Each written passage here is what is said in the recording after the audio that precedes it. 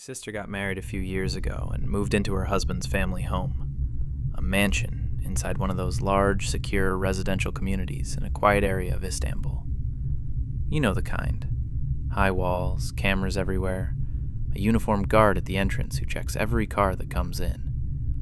The kind of neighborhood where, if something unusual happens on Tuesday, everyone knows about it by Wednesday morning. It was, in other words, the last place you would expect to feel afraid. A few months after she moved in, a family rented the house directly across the street.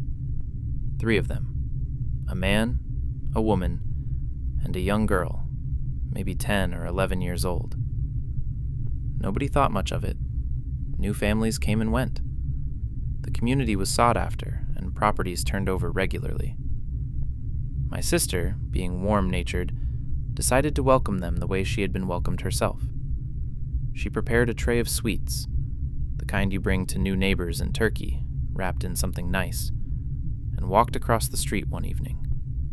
She rang the doorbell. No answer. She assumed they were out and returned home. A few days later, her mother-in-law nudged her to try again. "They're your neighbors," she said. "Go say hello properly." So my sister went back, this time in the morning. She rang the bell again. Again, nothing.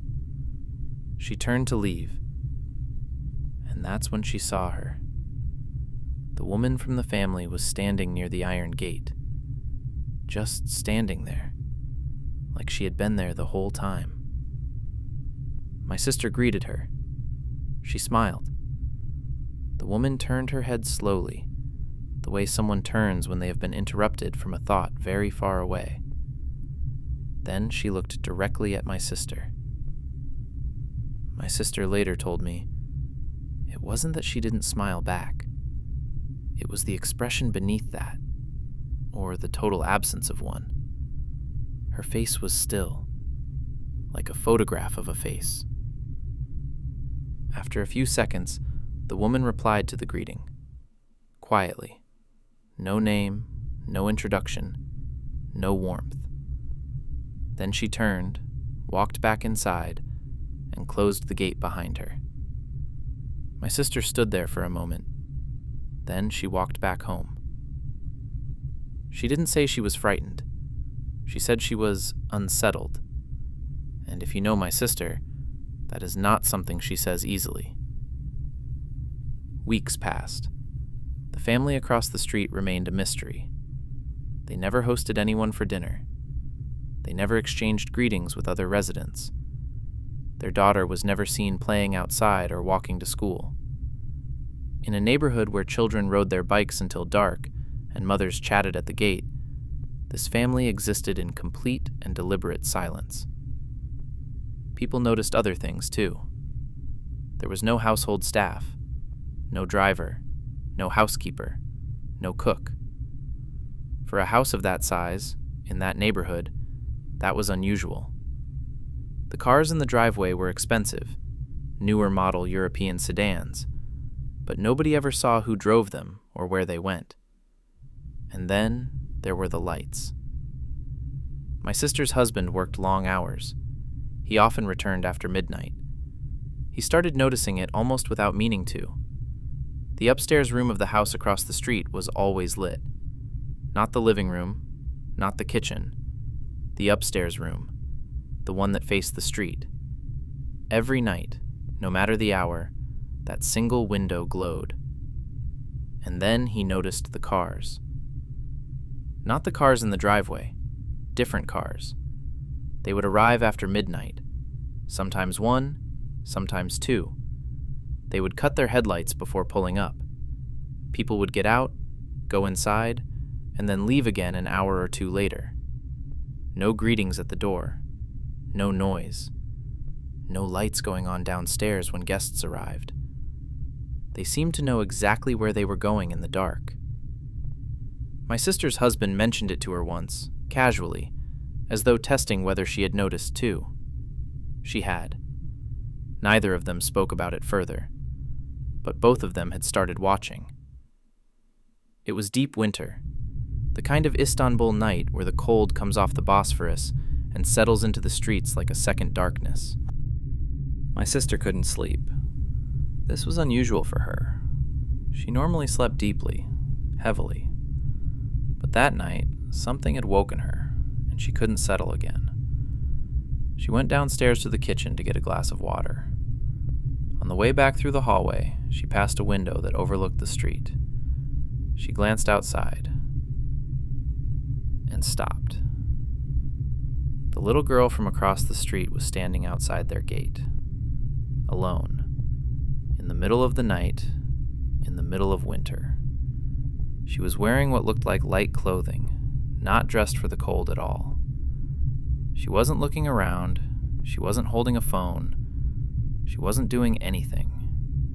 She was standing still, head slightly down, looking at the ground in front of her.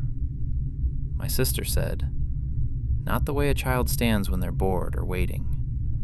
The way a doll stands when someone has set it down." My sister watched her for several minutes. The girl didn't move, didn't shift her weight, didn't look up. My sister stepped back from the window and told herself there was surely an explanation. Maybe the parents had sent her outside. Maybe she had wandered. Maybe there was something she simply didn't understand. She went back upstairs and tried to sleep. She couldn't. After nearly an hour, she came back downstairs. The girl was still there. Same position, same stillness. Not an inch had changed. My sister woke her husband. He came downstairs in his pajamas, half asleep, and looked out. Then he was awake. Neither of them spoke for a moment. "What do you say?" It was past 1 a.m. The temperature outside was close to freezing, and a small girl stood alone in the street as though she had been placed there. My brother-in-law considered calling security. My sister talked him out of it. She didn't want to cause trouble. She didn't want to make assumptions. So they went back to bed. They lay in the dark and said nothing. In the morning, my sister looked up the street. Of course, there was no one there. But she told me something strange. She said the patch of pavement where the girl had stood looked wet, as though someone had stood there a long time, long enough to leave a mark. Word started spreading around the neighborhood. My sister wasn't the only one who had been watching. The empty lot beside the family's house, a piece of undeveloped land with dry grass and a broken wall, had been attracting complaints. Residents walking past in the early mornings had found things there. Raw meat left on the ground. Bones. Something darker and harder to identify. Clumps of material, blackened, as though burned. One resident described finding a cluster of small fabric bundles tied with thread. She didn't unwrap them. She couldn't explain them. Security assumed at first that someone was dumping slaughterhouse waste. It happened occasionally in residential areas near the city's outskirts. But the waste wasn't random. It appeared in the same spot, repeatedly, and it appeared at night. The complaints grew. Residents began to piece things together. The strange family, the late-night visitors, the empty lot.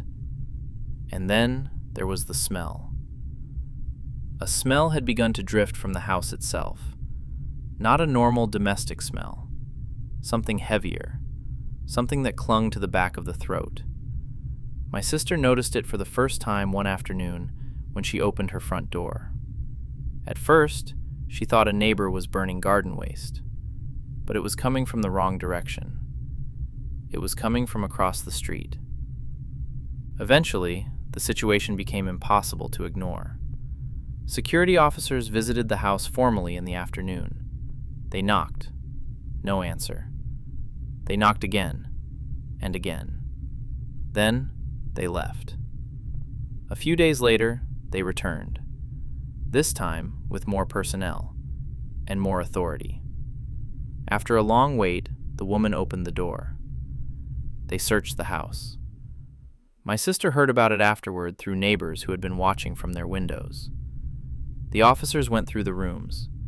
They found nothing illegal, no contraband, no suspicious materials, no evidence of the visitors, just the woman, alone, or so they were told. She was polite, cooperative. She answered every question they asked, and when they left, she closed the door quietly behind them. Then, the house returned to its silence. My sister said the security guards who conducted the search seemed uncomfortable afterward. One of them, a man who had worked in that community for years, told a resident later that the house had felt wrong. He couldn't say how. He just said he had been in many properties over the years, and that one felt wrong in a way he couldn't account for. Like the rooms were arranged normally, but the air inside them wasn't. Then came the evening my sister still remembers most clearly. It was a Thursday, around 10 o'clock. She was walking her dog through the neighborhood, something she did most evenings. She turned the corner onto her street and stopped. Outside the house, standing near the gate, were 10 or 12 people, men and women, different ages, dressed normally, coats, shoes, the kind of clothing anyone wears on a winter evening. They were gathered close together, but they were not speaking. They were not on their phones. They were not waiting the way people wait for a car or a bus. No glancing around, no shifting weight. They were completely still. My sister's dog stopped too. Animals have instincts that people sometimes override with logic. The dog didn't bark, it didn't growl, it simply stopped and refused to walk forward. My sister stood there for perhaps 30 seconds. None of the group looked at her. None of them spoke. Then, as if responding to a signal she couldn't hear, they began to move. Quietly, in pairs. Some went into cars she hadn't noticed parked along the road. Some simply walked away up the street and disappeared around the corner. Within 2 minutes, the street was empty. The house was dark, like nothing had happened at all. She never found out who any of those people were. Security returned to the house one final time. This time they knocked, and a girl answered. A teenager, maybe 14 or 15. Nobody had ever seen her before. Not the girl who had stood outside in the winter night. Someone older. When they asked to speak to the family, she told them calmly, without any particular expression, that the family had moved out. The officers asked when. She gave a recent date.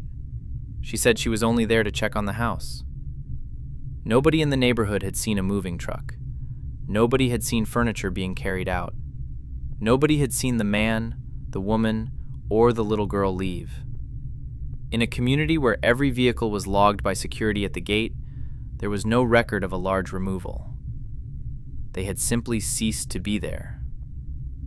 The property owner was contacted. He arrived to inspect the house. The rent had been paid in full, on time, by bank transfer. Everything was above board, but the condition of the house was not normal. There was a smell. Not the faint drifting smell my sister had noticed from across the street. Something thicker, older, worked into the walls.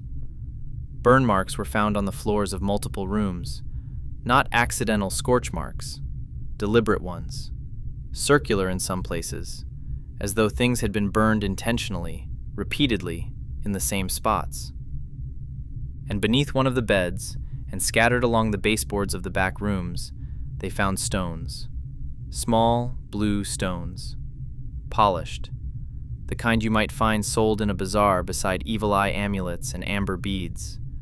But here, there were many of them, arranged rather than scattered, as if they had been placed with purpose. The owner said he stood in the doorway for a while before entering. He said it felt like the house was holding its breath. Police were called. The rental paperwork was examined. Identification had been provided. Contracts had been signed. Money had been transferred through legitimate channels. Everything about the family's paper trail was ordinary. Everything except what they had left behind. Months later, a man my sister knew, a former security professional who worked across several gated communities in Istanbul, told her something that changed the shape of the whole story. He said this family was not unique. Over the previous 2 or 3 years, similar families had rented properties across at least 10, possibly 12 different residential compounds in the city. Always small groups, 3 or 4 people, sometimes fewer. Always quiet. Always in properties with good sightlines of the street. Always with late-night visitors. Always gone before any formal investigation could conclude. He said, whenever someone tried to follow up formally, the matter seemed to dissolve. Not covered up exactly. More like deflected. Files that couldn't be located, reports that hadn't been completed, officials who had been reassigned. Nobody knew what these families were doing. Nobody had a theory that held together. And when my sister asked him what he thought, personally, privately, off the record, he was quiet for a long moment. Then he said, "I've seen a lot of things in this city that I can explain. That family is not one of them." And I stopped trying. My sister told me all of this over the phone one evening. When she finished, there was a silence between us. The kind you get when a story ends, but something inside it hasn't. I asked her if she was still living in that house. She said yes. She said the house across the street had new tenants now. A nice family. A couple and their 2 kids. Normal people. She had met them, exchanged numbers, had coffee with the wife. But she also said she still checks the street some nights before bed. Just a quick look out the window. She doesn't know what she is looking for.